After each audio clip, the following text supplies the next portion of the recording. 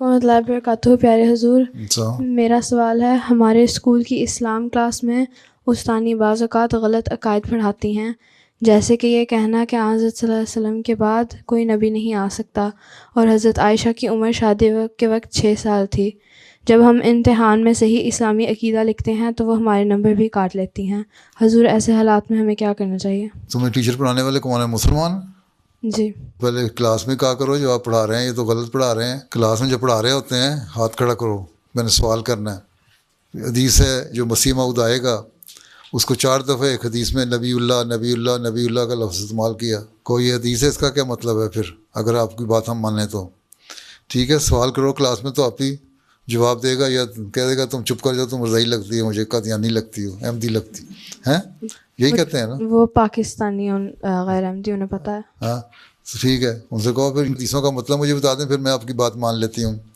باقی کو حضرت عائشہ پہ الزام لگاتے ہیں. یہ جو عیسائی لوگ تھے، جو اسلام کے مخالف لوگ تھے، انہوں نے الزام لگایا کہ حضرت عائشہ کی عمر 6 سال تھی. کہو جی ہم تو کہتے ہیں 13-14 سال کی عمر تھی جب اس زمانے میں اس عمر میں لڑکیوں کی شادیاں ہوتی تھیں، اور لڑکی خود بھی نے شادی کی اور اس کے ماں باپ نے بھی شادی کروائی، تو ان کی یہ نہیں تھا کہ زبردستی شادی ہو گئی. اور اس کے بارے میں سیرت خاتم النبیین جو ہے اس میں بھی پڑھو، مسلم موعود نے لکھا ہوا ہے، وہ لجنہ نکال کے دے دیں.